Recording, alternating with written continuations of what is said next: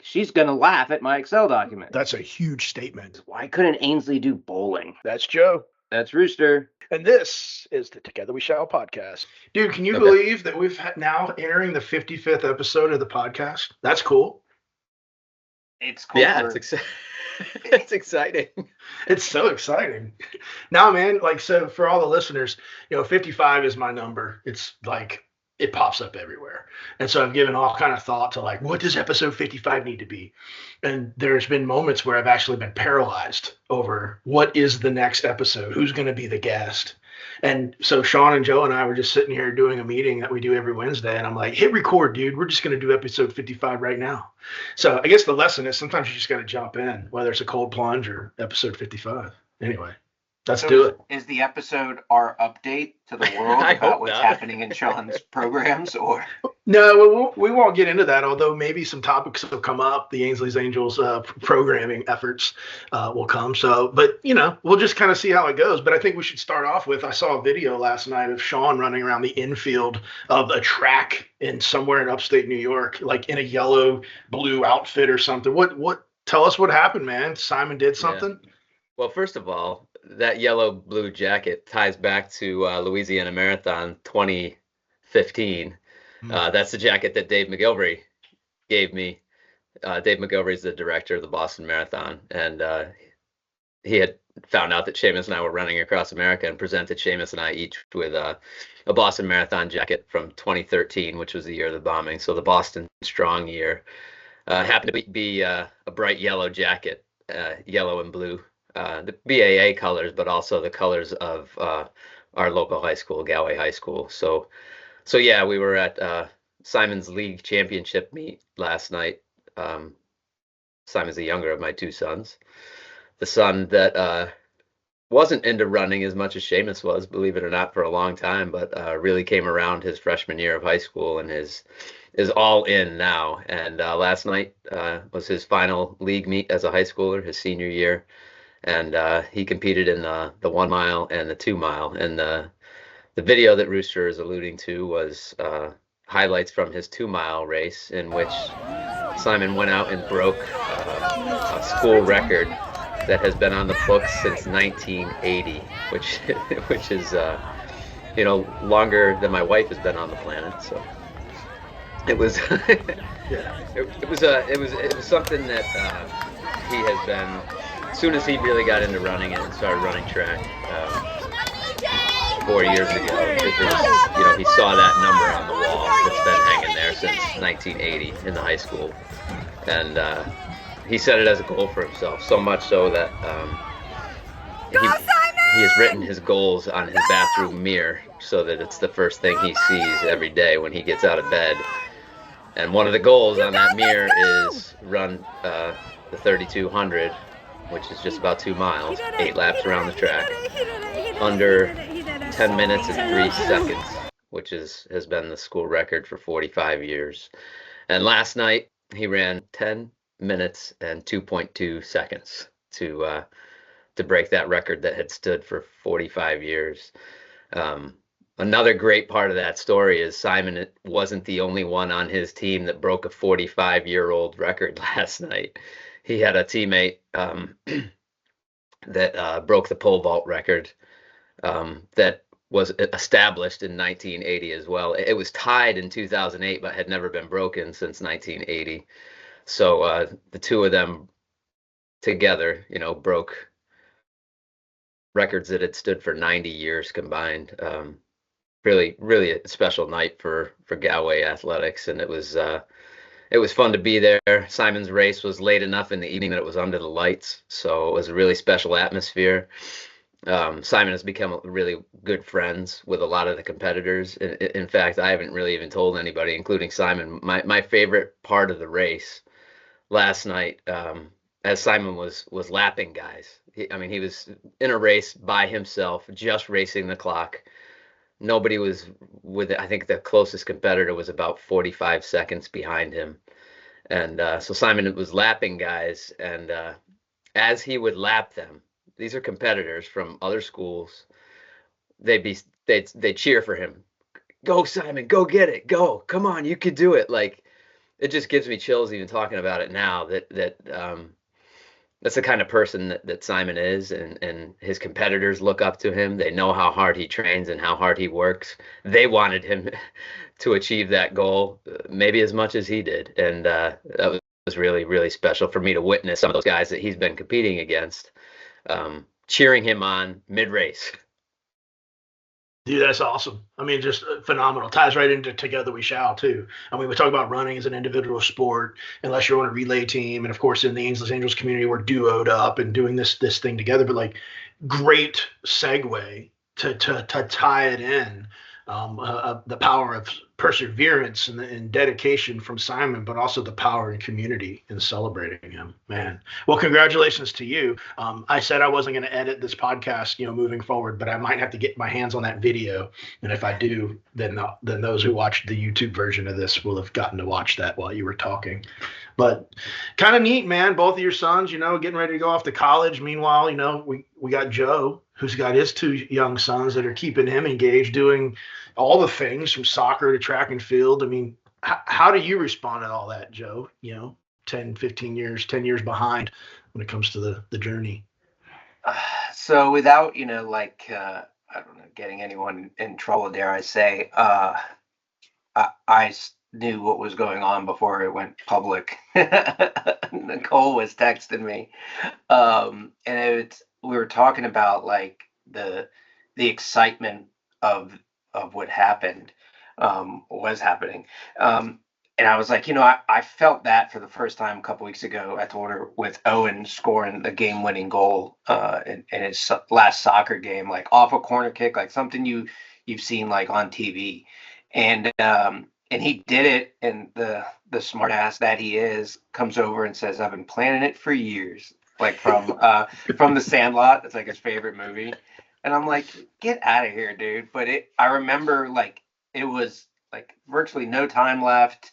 Corner kick went in, and I screamed like so loud in excitement that like I saw stars and got lightheaded. I was just like, oh my God. I was like, man, yeah. So, and that was, U7 YMCA soccer, like setting a record like that is, I'm still just like, I mean, that's a 10:02 2-mile. That's like, I would be stoked with 1 mile at that these days, let alone 2. Yeah. I mean, the story gets better too, because so Simon, 2 years ago, Simon ran that race, and as a sophomore, and the kid that the student athlete that won the race has gone on to be like a phenomenal runner in college. And that the meet last night happened to take place at his school, the student that won that race 2 years ago. At the race 2 years ago, Simon said, "I'm just going to go out and try and run with Bennett." Bennett was the stud 2 years ago, and he did. They went out in like 65 seconds for the first lap, and Simon was just trying to hang with him as long as he could. Bennett went on to win that race in 10 minutes and 10 seconds. He's had run faster than that, but anyway. Bennett came back to cheer Simon on last night. He stood on the track and was there every single lap as he went by, just off the infield or whatever. Every single lap as he went by, he was there cheering Simon on. And after the race, the two of them stood there on the track talking for 25 minutes about running and about what's next and all the things that Bennett has accomplished in college. And Simon always looked up to him, but for Bennett to make it a point to come out and cheer Simon on and talk to him afterwards, that meant a lot to Simon. He's somebody that Simon really looked up to, as a sophomore, and Bennett was a senior. And while they were conversing, the race official came up to Simon, who was standing there talking to Bennett, and he said, "Were you the one that just won the 3,200?"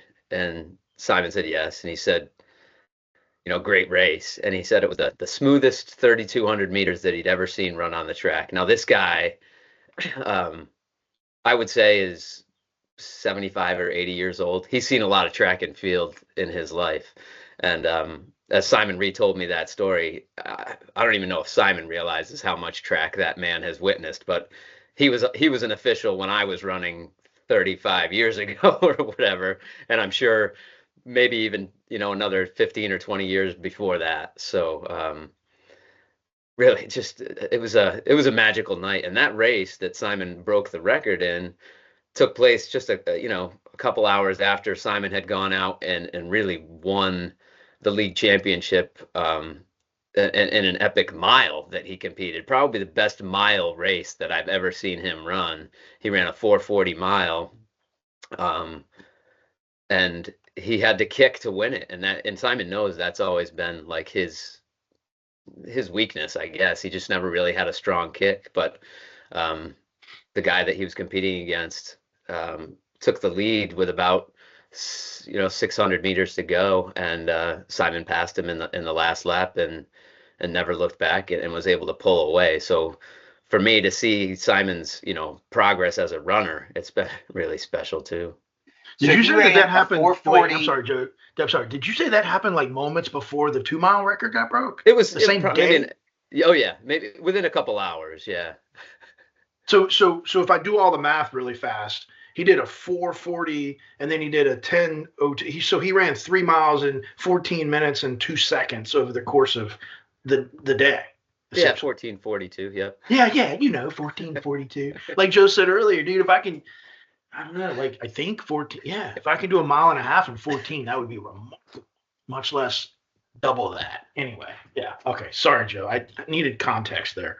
Yeah, I was just saying, like, I couldn't fathom, like, having whatever the, like, relative, like, I don't know, RPE to, like, what I'm running now, to run that fast and recover, like, the next day and then try to run that very small percentage.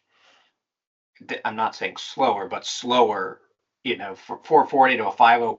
I don't know if the splits were back to back 501, but 501, like, in a matter of hours, I'd probably well, I've watched him finish the 2 mile. He just kind of like nonchalantly like drifted off to the side. I would have been belly flopped onto the ground, just like and again, the story continues. So there's a freshman on our team this year that has really looked up to Simon so much to the point that he knows how hard he trains and everything, and he reveres him. And kind of as a joke, he calls him King Simon. Like he really looks up to him, and which is to me it's a good thing, because Simon, I think, does it the right way as far as training and everything that he does. As that you'd want a student athlete to do. So Nathaniel, his freshman teammate, went out and had never broken 12 minutes in the 2 mile. And last night he finished in 11:59. So he set his personal best in the 2 mile. And as soon as he finished the race, he started throwing up. They brought over a garbage can to him, and and somebody went up to shake his hand after the race, and Nathaniel had his hands on the garbage can and looked up and went to shake his hand, and the kid pulled away after he saw that he had been vomiting. But to be able to push yourself that hard as a freshman, and again, it's Simon has really changed the culture in our school district of how these kids look at running and really view it as a team sport. And to go back what you were mentioning earlier, Rooster, they really pull together, and it's been amazing for me to see, because it hasn't been that way in our school for a long time. With so running three seasons, 3 sports, whatever it's called next year, 3-season, I think, right? Is 3,200 does he know, is that gonna be one of his events? No, they don't even have it in college. They occasionally race the 3,000, but Simon has already talked to his college coach about moving up to the 5,000 and the 10,000, and his coach is like astounded, because no high school senior wants to come in and run 25 laps around the track. Well, did Simon also tell the coach that no other human wants to run across the country? But have you met my dad? And by the way, me and my brother went with him on that. Like, come on, bro, are you surprised? Yeah. So Simon was texting with his college coach last night, and they're really excited to be able to connect here soon, and Simon will be moving out in less than 3 months now to head to Damon to train and to achieve his academic and athletic goals at the next level, which is really exciting. And Yeah, so he'll most likely in the track stuff, he'll move up to the 5 and 10,000, which will suit Simon well, just because he can run and run and run and run, and he's getting faster, but he doesn't have maybe that sprinter speed. So I think the longer distances are actually going to be better for him. So when you, because I had to Google it because I can't do the math, right? So like for a 5K and a 10K that we're talking about, the 5,000 and 10,000, do most athletes train that solely on the track, or do you ever like get out on the street? No, they'll do a lot. Yeah, they'll do a lot of road runs too. Okay. I In can't fact, the school that he's going to doesn't have a track on campus. They use a neighboring high school track. So they do a lot of their runs on the road, vary the surface and that kind of thing. Well, you when I found out that he had committed to the college up there, Damon, I don't believe I had ever heard of that, and so I hopped on Google and I'm looking around and trying to figure out where this is, and it's like really the northern part of the United States or northern part of New York, right on Lake Erie. And then I contacted you, or you and I were chatting, and you blew my mind with a historical fact that I want you to share with everybody now about that university or college. Yeah, and Nicole brought it to my attention after she had talked with Ainsley's first therapist, which is Peggy Wolf, and Peggy told her that she had graduated from Damon University all those years ago in physical therapy school. So Peggy, Ainsley's therapist, was a Damon grad.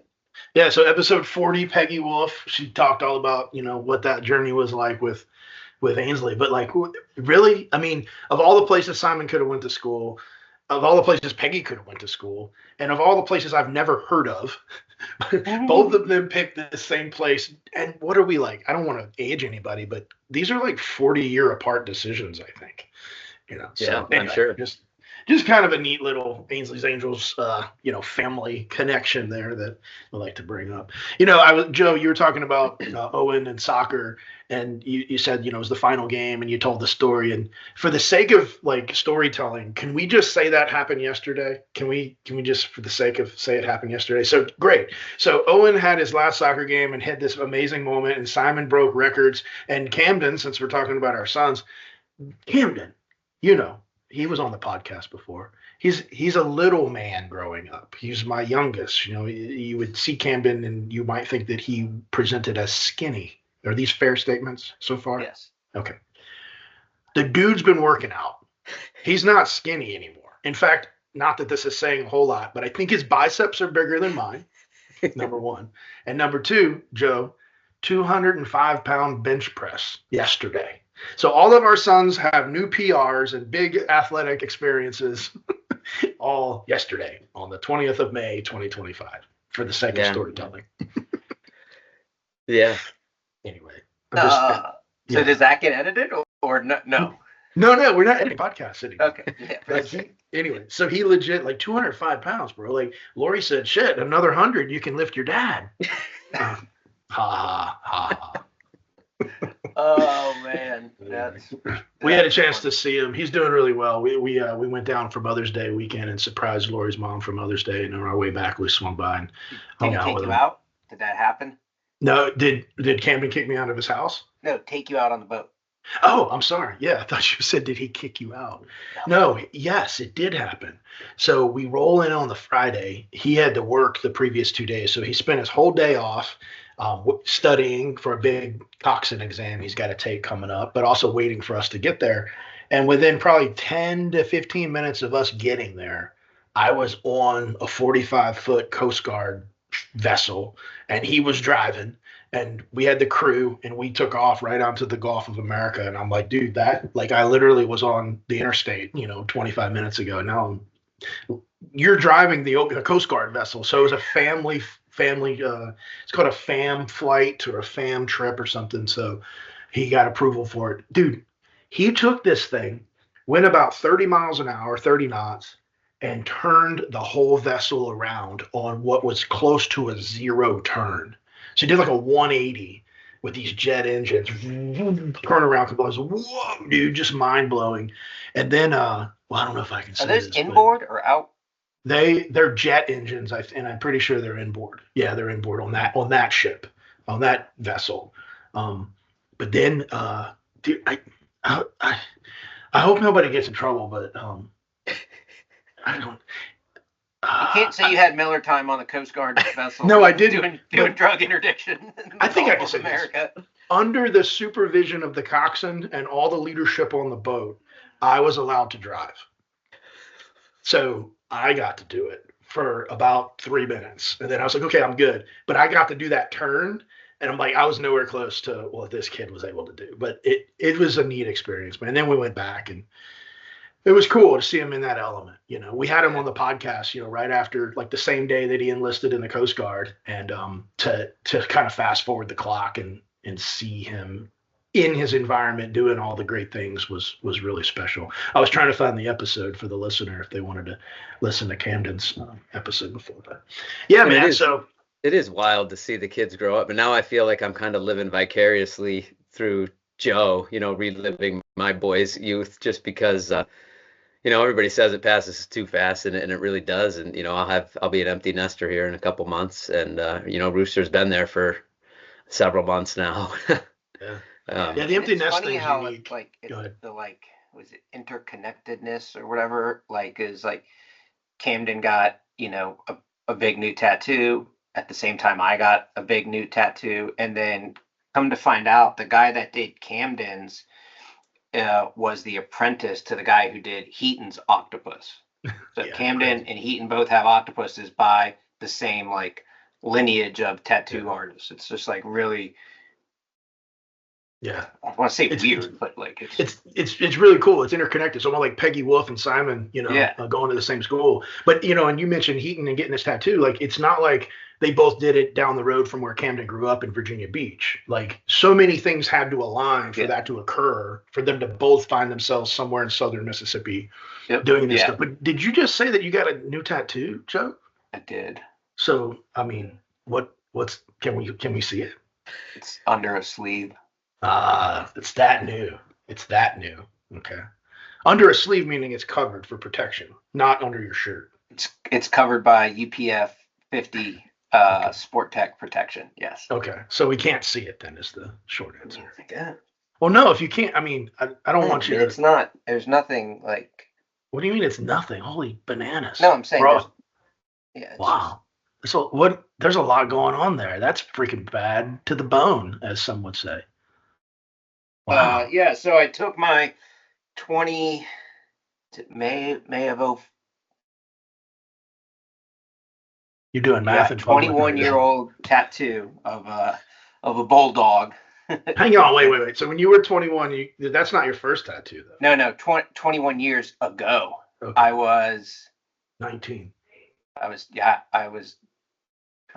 wasn't 21 yet. It wasn't my first tattoo, but what was your first tattoo? One that's gone now too. That was up here.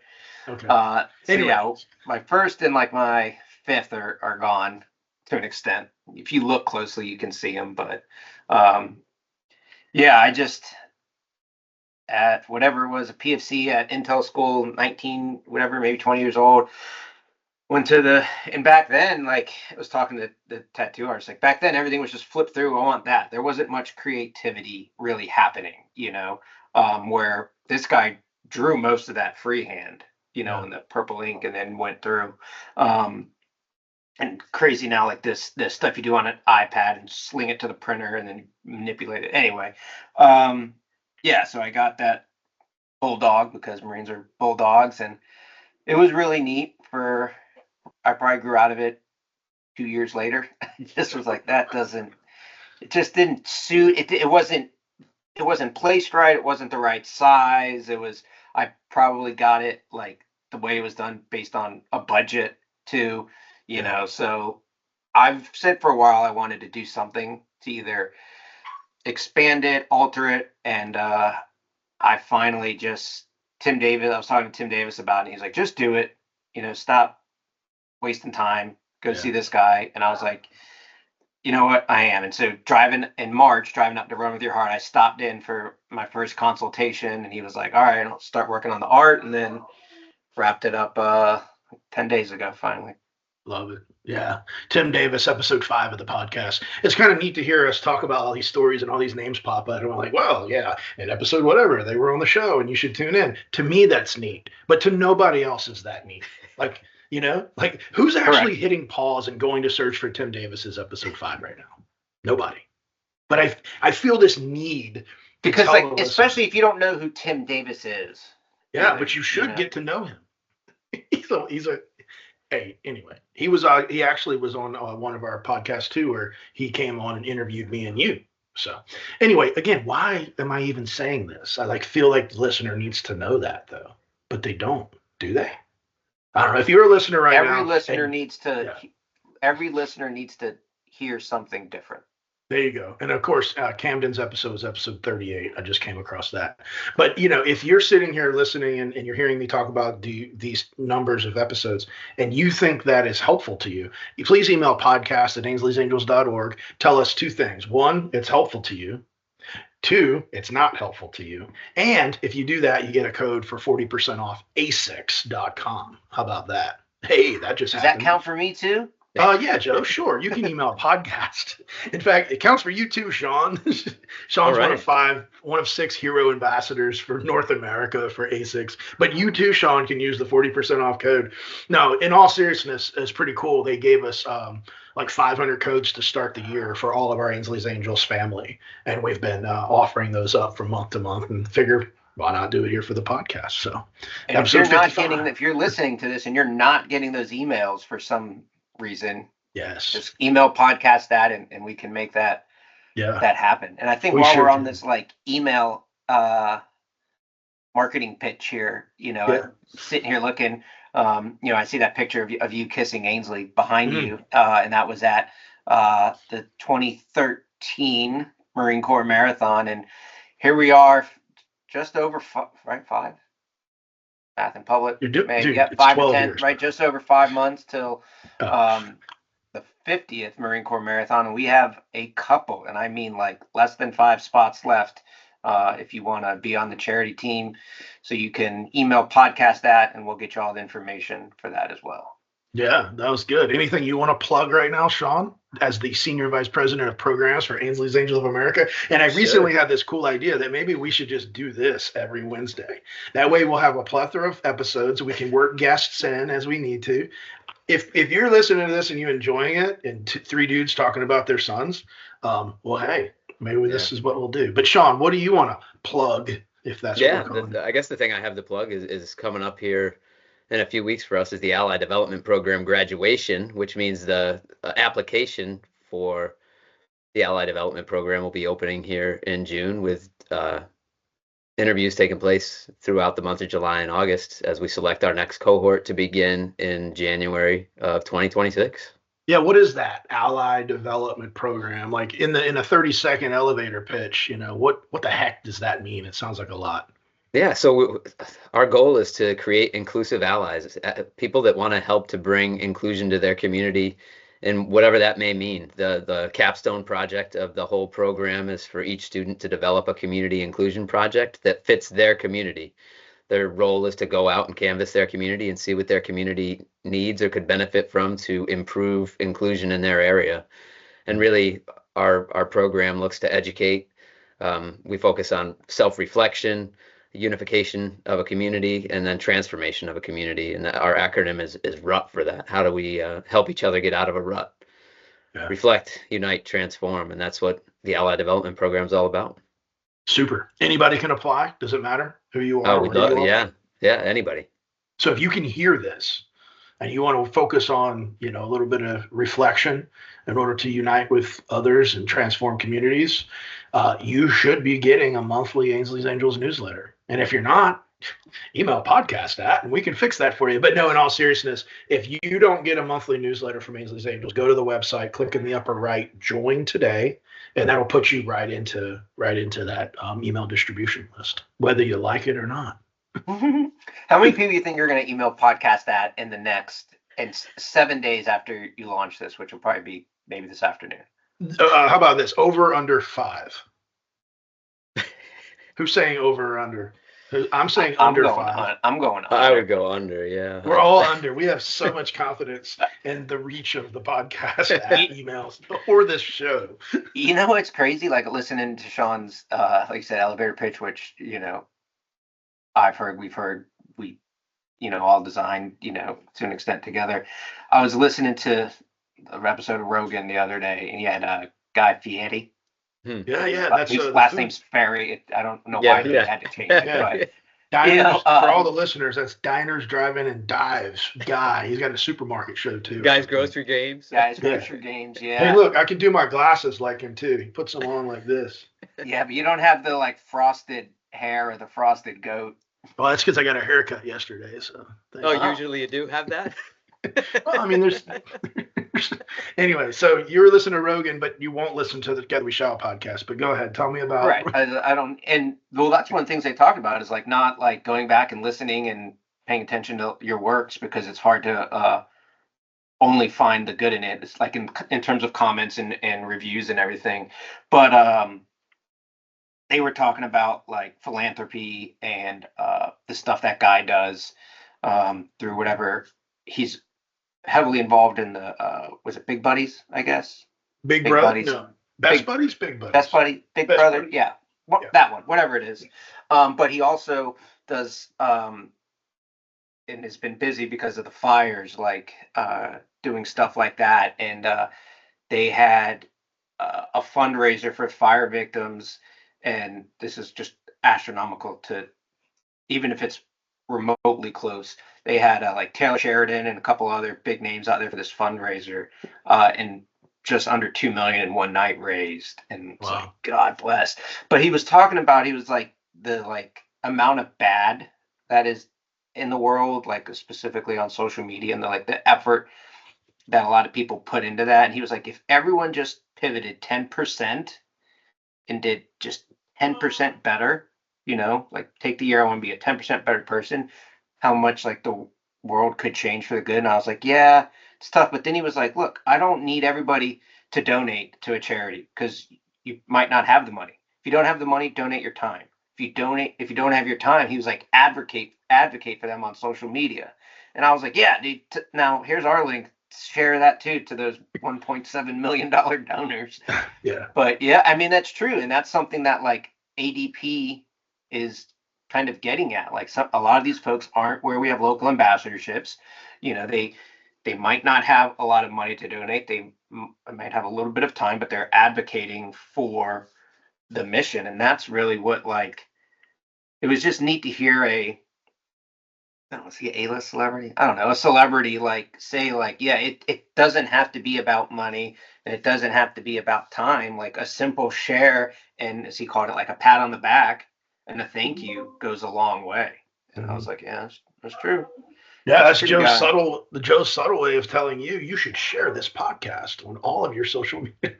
That's not Joe saying that, but anyway, that's what I heard. As a guy who you mentioned social media, like over the past 6 months of 2025, like I removed Facebook app and removed Instagram from my phone, and like I'm just now kind of putting those back on my phone and getting back into those things. But I felt like I needed that break. And I'm not talking about like, oh, I'm going to do some self-reflection and I'm going to, do some deep thought and I'm removing distractions. It wasn't that. It just had gotten to such a point where I felt like either I was spending too much time on it or that it was impacting my mood. And I bring that up just to say that it is really neat to get back on there, and I'm seeing things through a different lens. It's almost like I had a reset.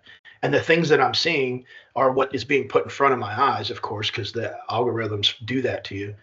But it's all been positive stuff. And I'm like, okay, if I come across anything negative, I'm going to just kind of hide that or make that to where I don't have to see it anymore. I don't know if somebody needed to hear that or not, but I am really happy to be back on the social medias, but back on them in a way where I don't feel like it's negatively impacting my psyche. Yeah, it's hard. I mean, Shaun's probably done really good at it over the years of not like getting warped into it as much as, you or I. And I was never doing it really from like the Ainsley's Angels as perspective of like content manager and stuff like that. But what I didn't remove the apps. What I did was I like turned off or muted the notifications for them, so I don't get the red. And that's cool. I still click on them throughout the day, like but I don't. It doesn't spark me to go to these things. So like if I don't click on it for a couple of days, I might have some notifications, but it's like to me, the social media is not like the idea that like it was really Zuckerberg had right with Facebook about the connecting the students. Like it's not that anymore. It's more of like a First Amendment thing. Like you're not really connecting anymore. Once you find like follow or whatever, now you're just listening to that person. It's hard to like. I think it's hard to connect like whatever you want to call it, like emotionally or whatever with people on there. It's interesting that you say all this because I don't post a whole lot outside of events that Seamus and I do or big monumental moments in our family now. But you talk about the connection, and I saw the tying it back to how we started our conversation here today, all the comments that poured in after Nicole posted the video of Simon, and you talk about positivity and sharing something positive, and Nicole read me Rooster's comment as it came through, and I loved it. I think about the positivity, and all the comments have been positive, encouraging Simon and wishing him well, and a testament to Nicole and I and everything, and I think about what it can be, and that's what I want it to be, and that's how I try to implement it. So shameless plug, like to fit right into what you just said, Shaun, like we created the Ainsley's Angels of America family group on Facebook. And there's like 16 or 17,000 people in there. But like when I go in there, it's always uplifting, positive, supporting things. And so if you're looking for a place on social media, the Facebook group, Ainsley's Angels of America family, we invite you to request to join. We vet it a little bit. We let you come in. And then once you're in, we encourage you to share in there. Because I've shared things, I know Joe shared things, Shaun has shared things over the years that is aimed at just giving you a little bit of, positive, uplifting storytelling. This podcast is about storytelling. And so to have us just jump in here, just, the three of us and not have a special guest, I just felt like it was warranted, a chance to just tell some stories. So if you have stories and you're listening to this and you want to come tell your story on the podcast and it ties back into some level of community or together, we shall accomplish so much more. We'd love to have you and we'd love to hear your story. Shaun? Yeah, what else would you like to hear about my story? I was thinking more about, how our conversation started, and I was obviously on the infield. You mentioned that. Nicole was video recording from her phone up in the stands, and the one person that I would have loved to seen his reaction is Simon's older brother, Seamus, just because he is Simon's biggest fan and has always, been right there courtside or field side or track side with everything that Simon has done, and just like lives and breathes with all his brother's accomplishments. I would have just loved to see his reaction when Simon crossed that line and the clock read 10:02. I haven't really had a chance. It ended up being such a late night last night, and Seamus is visiting with my parents right now, so I haven't really had the chance to talk to him and see what his reaction was, but I look forward to talking to him about it tonight. And we'll get a chance because Simon is actually being honored tonight at a scholarship dinner out in Utica, New York. So we have a drive to a dinner this evening where Simon's being recognized with a scholarship. So we'll have some time as a family to kind of digest everything that happened last night, celebrate everything that's happening with Simon moving forward, and get everybody's take on the last 24 hours for our family. So you're going to get have Simon be presented with a scholarship for his freshman year of college. And is Seamus done this already? Yeah, Shay came home. Yeah, he came home just about a week and a half ago, maybe. I think it was maybe it was last Tuesday. He's been home. That's crazy. Like, Rooster, what episode was that where he was on? We were talking about like getting ready to go to school, and now it's wild. Episode 50. School's out.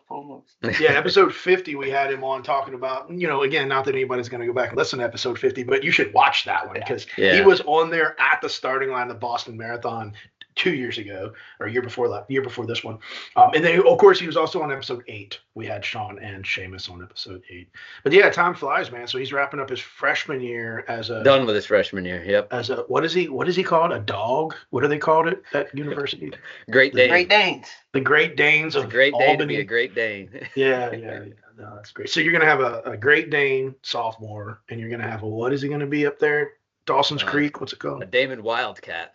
A Wildcat. So, I don't know how to It's say. interesting He because said their Dawson's Creek. mascot Cats has and evolved over the dogs. years. They've gone Huh? from angels to demons to I don't know. They've had 3 or 4 different mascots at Damon, but now they're the Wildcats. So you got cats and dogs. Your boys grew up to be cats and dogs. Got it. Okay, that's fun. Well, yeah, we'll see you the early next month as we go to ADP graduation up there in upstate. Looking forward to that. That's going to be neat. Got a good cohort that's wrapping that up. Yeah, And, with Seamus being on break, he's going to come and spend some time with us there with one of his allies that helped him to get through his freshman year of college. Seamus made it a goal. He wanted to live on campus. He wanted it to have the full freshman experience, and he did without a doubt. He loved every minute of it, and I think he's wishing he was there right now, probably, as he's sitting home trying to figure out what to do with his time. But he'll bring one of his allies with him. Actually, they're getting together tomorrow to kind of talk about what they're going to present to the Ally Development Program cohort here in a few weeks. Yeah, but I'm really proud of him and his self advocacy and being able to find people to help him achieve his goals at college. It's been incredible to witness. No, indeed. Joe, what do you got coming up to wrap out May and get ready for the summer? Memorial Day shenanigans, virtual birthday high fives, and then Leanne and I head to Florida the last weekend for my Hawaii Marine reunion and gala, so that'll be fun. And then back home for a week or whatever, then head up there. Yeah. You mentioned I Memorial hope, Day. I hope the weather's better, Sean. It's Granted, supposed to it's rain. It's supposed to 96 rain degrees until here right Sunday. Yeah. It's 96 here right now, so I'm okay with a little bit cooler weather. Yeah. You mentioned Memorial Day, and I want to give that a little bit more of our attention today. There's this thing that goes around on social media that talks about, Memorial Day is not for you to go out there and have a barbecue and go to the beach. And there's all these really negative, kind of condescending ways of describing Memorial Day. Of course, Memorial Day is about reflecting upon those who gave the ultimate sacrifice, their life in defense of our country. And I just think it would be remiss if I didn't take a moment to give my thoughts on that. We can go around the horn. Like, I don't care how you spend your Memorial Day. In fact, I want you to enjoy the hell out of the freedoms that America has for you to go and enjoy. Because I believe in my heart that those fellow service members who are no longer alive because they died in combat or in the service of our country, I truly believe in my heart that that's what they would want you to do. They would want you to spend some time under the blanket of freedom. And if that means a barbecue, outstanding. If that means go to the beach or on your boat or play volleyball or whatever it's going to be, go do it and enjoy it. Maybe take a moment, to pour a little out on the sand, to just say thank you. But short of that, man, celebrate this freedom through the lens of gratitude. That's what I think. I don't know. What do you think, Shaun? I think I've heard Joe talk about it eloquently in the past. I know he has talked about, losing fellow service member brothers and sisters, and the way that he has phrased it about, maybe spending that time celebrating because that's what they would want you to do. And I haven't had that necessarily experience as an individual.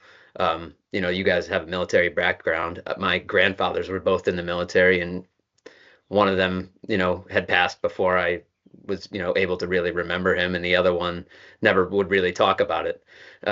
So I don't have much of a connection there. Memorial Day to our family is, Memorial Day parade. The boys have always marched in the marching band, so we've always, and before that we would go watch the marching band. So they always participate in that. They have a Memorial Day celebration ceremony, memorial ceremony at the school that we participate in every year. Again, you reflect with the community, and to me, that's what it's always been about, a day to remember, reflect, and celebrate as a family. Yeah, I always appreciate the perspective of one who may not have that direct service connection, at least through the armed forces. So, thanks for doing that. And I think we close out this episode, Joe, with some reflection from you through your lens as people go out to celebrate America and honor the fallen. What do you have as we close out episode 55? What a ride! Yeah, you nailed it. Like they would want us to do this. They don't want us to sulk. They don't want us to, you know, be sad, but be sad for a little bit. Take that minute. I always, well, not always, but since I'm cold plunging, I crack a beer and I drink my beer in the cold plunge, and that's my reflection and my toast to the fallen. And then I get out of that thing, and then like let freedom ring, and let's have a party. Let's have a good time, because they are allowing us to do that still to this day. And that's something where it's like, I know a lot of people get confused over Memorial Day and Veterans Day and Armed Forces Day. It's not really a big thank you for your service, weekend. It's for those that aren't here, so I'm not saying don't thank a veteran, but just remember that they probably did lose somebody, and that's who we want to celebrate. So drink their favorite beer, eat their favorite sandwich, go to their favorite beach, and have fun. We're done. This was good. Yeah, we're done here. Find your people, and if they make you feel sexy, even better.